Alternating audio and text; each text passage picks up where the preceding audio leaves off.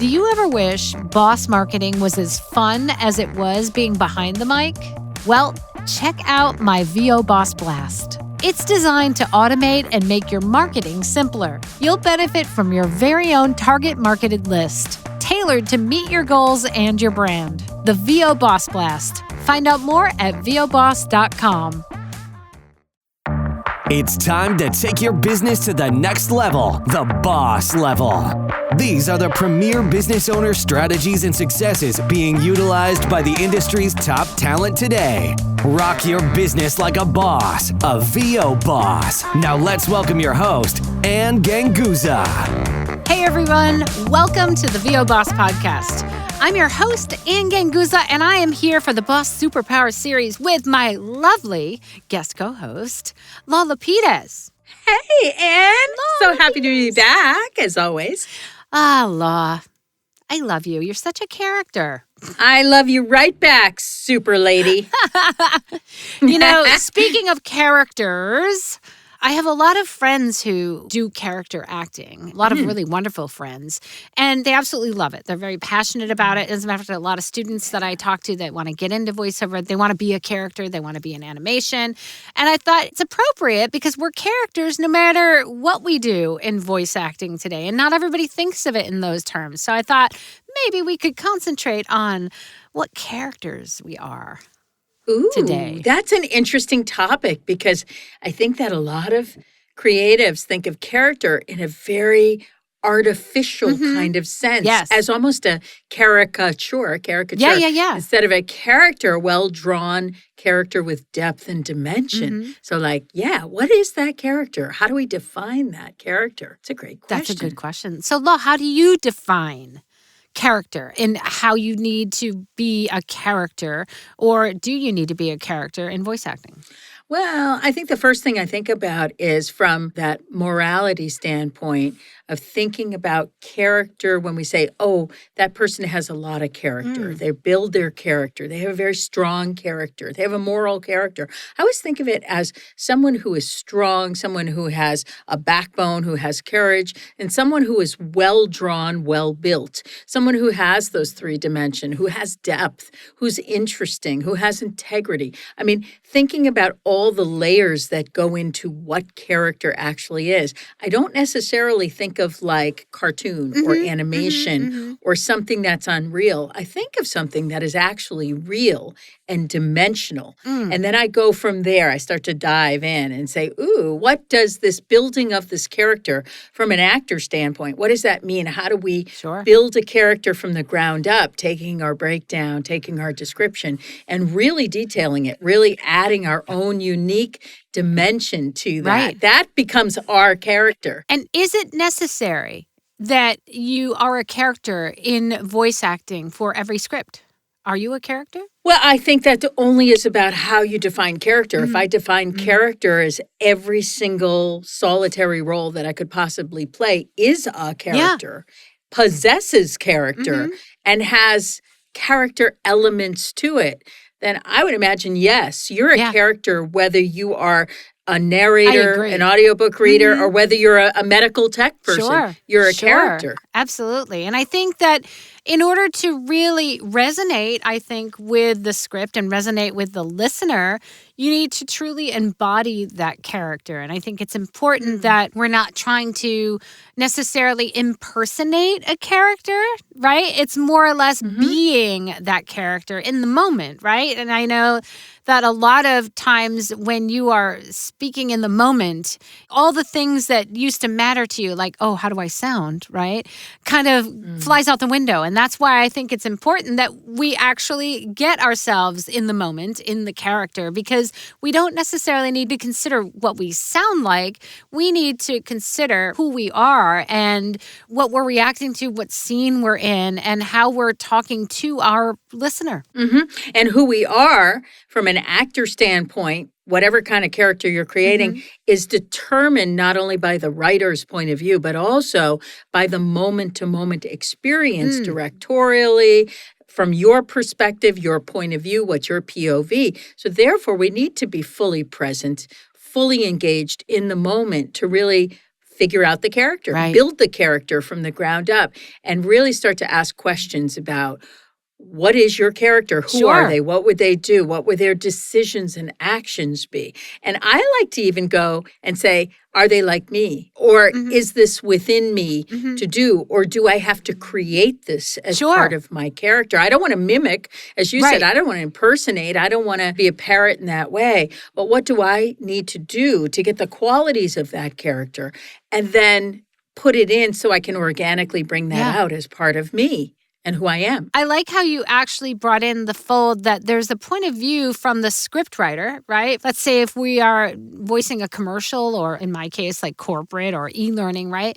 Mhm. There's a point of view that you need to consider from the copywriter or whoever it is that is providing you with the work, right? Because they want you to consider their viewpoint.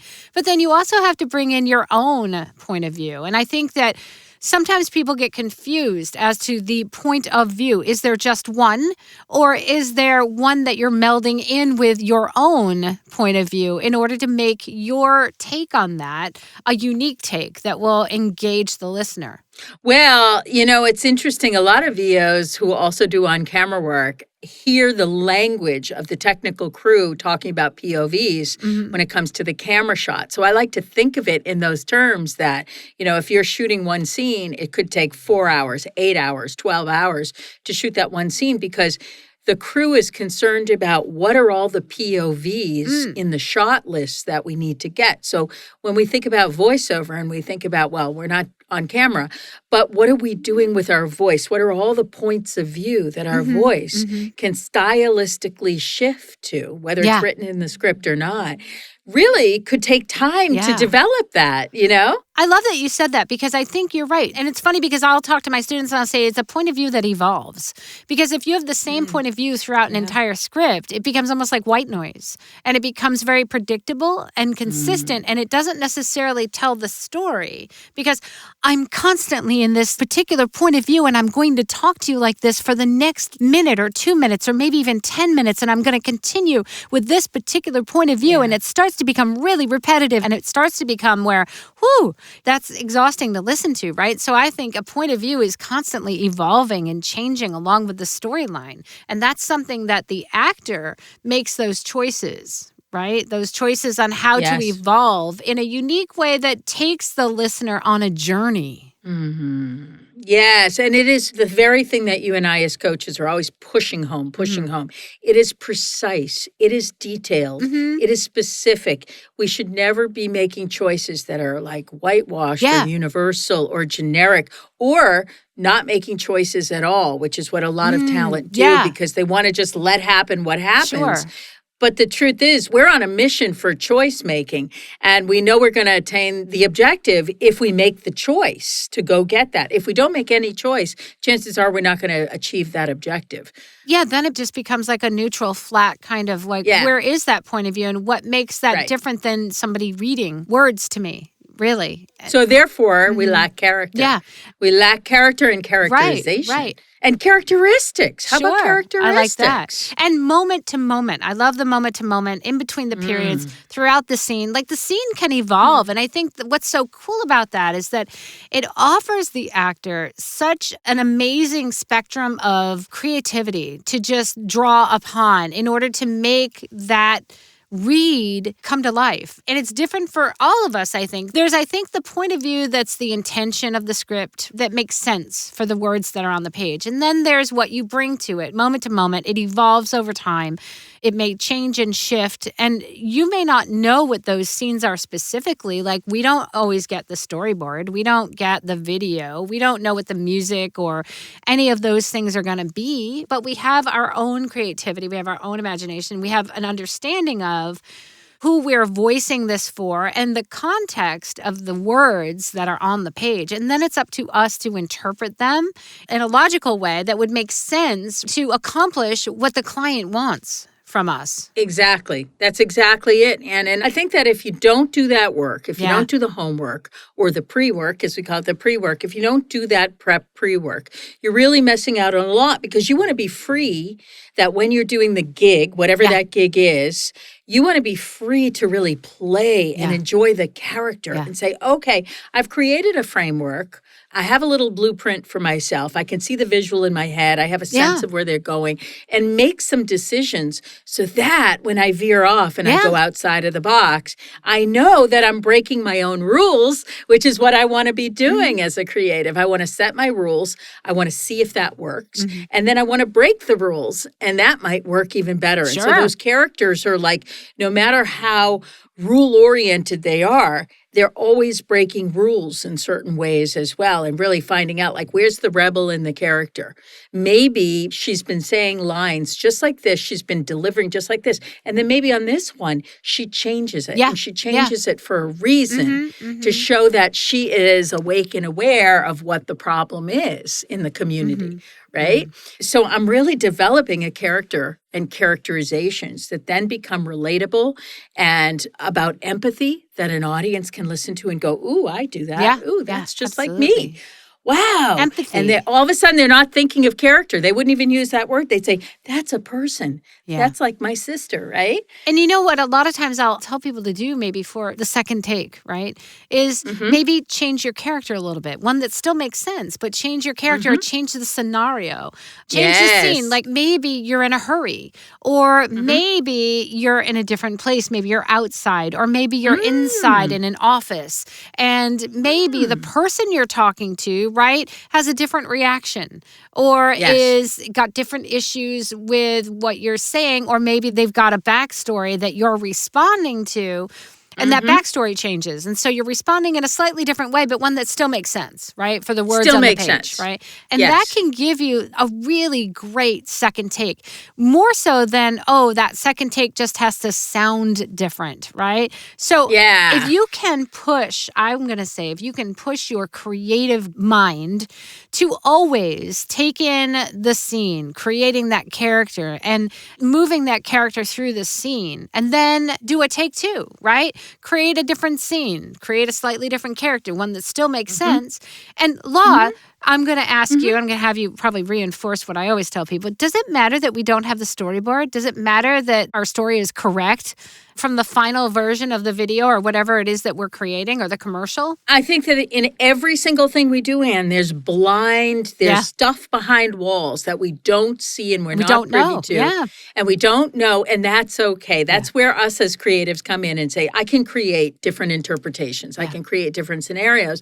And then as they give me the feedback or direct me, or maybe they just say, hey, you gave me 3, they're fabulous, we like it, we're done. You know what I mean? And let me ask you another question, which I know a lot of times people will complain about this. They'll say, well, why do they write it this way, right? And then we don't know what it means. I have no idea what it means, but yet they want us to sound like we're talking to our friend, or they want us to sound warm and compassionate, but yet we don't know what the story is. And they're like, what are they expecting from me? And I'm like, well, they're expecting you to be an actor, right? And they're expecting your interpretation of it. It doesn't mean that they don't know what they really want. Maybe they're not telling you for a very good reason, right? Maybe they're not giving you that storyboard for a good reason, because they want to hear your creative, artistic interpretation or impression of it. Right. Typically, I would say, don't waste too much time or energy wondering why it was created this way, why it was crafted this way. It was. Now let's see what we can do with it. And, a lot of directors, a lot of young and up-and-coming directors, I've noticed,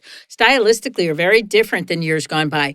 They're doing a lot more impromptu, a lot more improv, a lot more stuff like that. So sometimes, not all the time, but sometimes you're going to have the license and the leisure that you're working with someone who says, is that natural for you, or do you need to change something there, right? And that actually happens a lot more than we think, where in essence, we're editing the script on the spot when we're doing a job because we're coming up with something that they didn't realize works better. Oh, absolutely. Absolutely. And a lot of times it can spur them into new creative avenues as well, to say, well, I didn't think about it like that, but you know what? I really like your take on that. And so Yes. how wonderful is that? It's wonderful. I often think that we're given this creative challenge and we should embrace that challenge and not be so determined to get in 100 auditions a day in our studio where we're just going and I know what it should sound like. I really feel as though we don't take enough time. And sometimes even I have to remind myself, right? In a busy day, we're always so busy that I need to really sit back and let's think and let's kind of enjoy the process. Let's enjoy the creativity. Let's enjoy and embrace the challenge of creating a character and really figuring out. And it's not easy. Law, is it easy? No, I mean, human relations, right? Human behavior is never easy because you're always dealing with true, authentic interface with another person. Like we are doing a reasonable facsimile of real life. Yeah. That's what we're doing. Yeah. It's not real life. We're in a booth under a light. But in essence, we're doing that reasonable facsimile of it. And we have to understand that your character is capable of anything. Yeah. When someone says, oh, I don't know why she's saying that. She would never say that. I said, yes, she would. Yes, she could. If the I love that you situation said were that. appropriate, yeah, of course she could. If you want me to be conversational, and I feel like that word is now it's a dirty word now, but I just want to say. Well, it's exhausted. It is exhausted. It's They use exhausted. it a lot. And conversational, there's so many different ways to be conversational. I mean, Law, I have course. conversations every day. Like every single day of my life, we have conversations. So Yes. it's a fact of life that we have conversations. Now, when somebody gives me the direction that they want it to be conversational, there's so many different, like 360 degrees of conversational. It could be casual. course. It could be authoritative. The conversation could be shifting. And again, along with the character, right? Yeah. And so I think that conversational is just meant to be, well, let's not make it sound announcery, right? So what's the other word for it? But honestly, I engage every day with other people and with things and with circumstances. And so That's your practice. That's your practice is to Exactly. really do it, Exactly.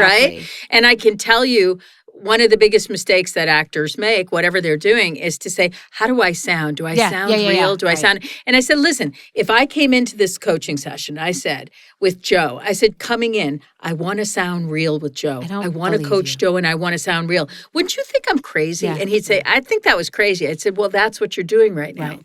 You're doing that right now with a real person or a real entity, a character that's not coming in and saying, I want to feel real. I want to look real. I want to sound real. They're saying, no, I want to get a point across to you. I want to help you with something. I want to do something with you. And I'm going to say that, well, I wouldn't say that, right, in a normal situation. But the deal is that that's not you. As an actor, it is your job to make the words on the page sound logical and sound like they would be something you would say. That is your job as an actor, right? There's no excuse. What do you mean you would never say that? It doesn't matter. We're not asking if you would ever say that. In this particular instance, you need to act as though that is a perfectly natural thing to say and a perfectly understandable, logical, emphatically lovely thing for you to say. Yeah, you're an actor. Act, Exactly. right? But I mean, how do you know that? Do you know that for a fact? Like, why limit your potential? Why put caps on your creativity? Why not say, okay, the craziest thing I could possibly do, I'll think about doing it. Now, maybe if the circumstance and context were right for that, you would do it. But chances are you may never know, right? And what I always am arguing with people about is saying, well, yes, you absolutely could say that as long as you understand what the story is leading up to it, right? Again, you pick that moment before. What is that conversation you're having? What's happening before? Tell me about who you're talking to and what is their pain point? What is their problem? What are they reacting to? Or why are you talking to them with the first word of the sentence? Why are you saying that to them? There has to be a reason. They said something to you. There was an action that happened and you are reacting to it. It doesn't mean that your first words out of your mouth may be the exact first words in that, but you can lead into it and you can say, well, actually, yes, here's your issue. And I want to tell you about first word coming now, right? So what happens is the first word coming now doesn't just pop out of the air. Like, I don't think, Law, when we get together, I don't just go, welcome to Module 1 or once upon a time, Law. No, we've evolved into a conversation. There's been history. I have empathy to right now you're in a hurry, right? So I want to make sure I'm not wasting your time. And so it's so funny there's a backstory that you have to develop. You have to develop it. Right. And I don't care what script, any script, even if you're reading about a pharmaceutical medicine and the effects that it has. Do you know what I mean? Like, I want you to be like telling the person that's reading the back of the label that thinks that they might have 10 of those symptoms and making them feel better about it, right? So there's a story there. Make that story make sense. Okay, so the listener says, great, all well and good. But what if I haven't experienced any of this? What if I haven't gone through it? I don't have the context for it. I said, well, if you can surmise a bottom line for your character of what is happening, say the character is jumping out of a plane right now. That's what your characters do. But I've never jumped out of a plane. I don't know what that is. Yes, but you've taken extreme risks and you know what fear is and you know what that moment is. Even just building a business is very risky and fear-based.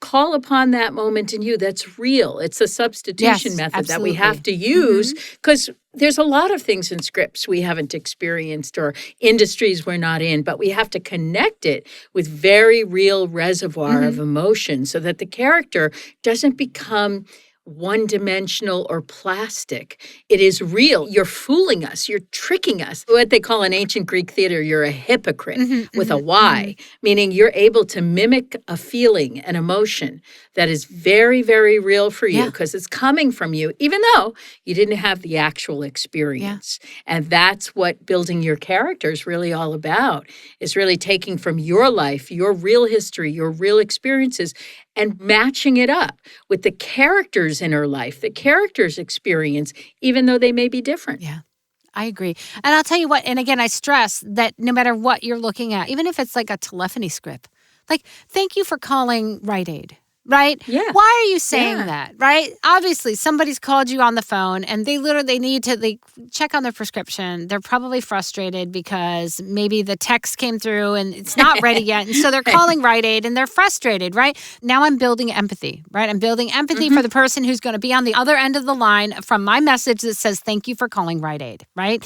So I understand that they are busy. I understand that they're frustrated. So I'm going to approach that with a character that's going to make them feel at ease or feel better. And so I've developed this story. I've developed my character and maybe I'll be bright, but I'm not going to be overly bright so that they get really annoyed at that. And it's funny because I do telephony. I have no ego. Look, I get paid to do it. I do telephony. I do corporate. I do explainers. I do e-learning. I do commercial. I mean, I do a lot more of the non-broadcast. Of course. But the funny thing is that for every single script, I am talking to someone. I am a character. I have a couple of different characters that I have worked on for my telephony scripts. And depending on the on-hold messages, which, by the way, Lau Lapides, on-hold messages are nothing more than 15 to 20-second commercials.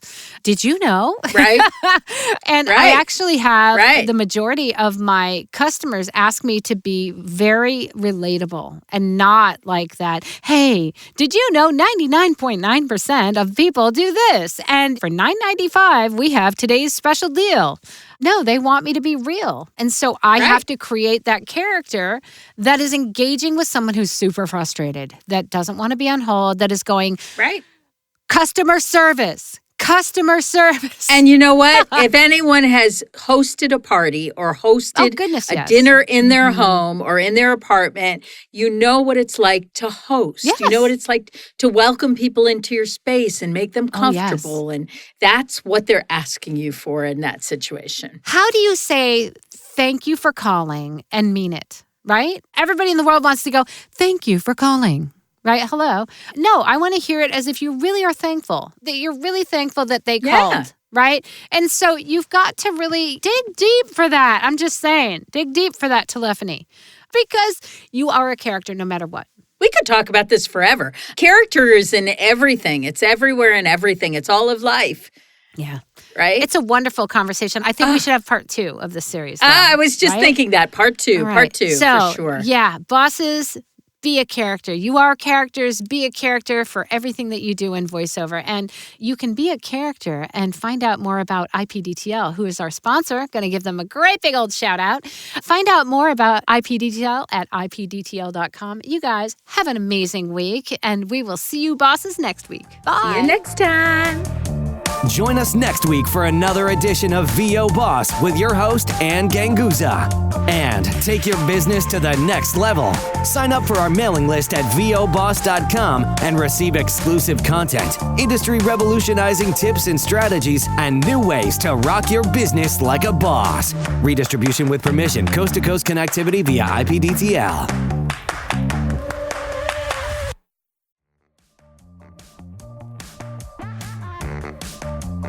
Absolutely. You know what I mean? Absolutely. Otherwise, I wouldn't do it so quickly. Hang on one second. Do you hear that?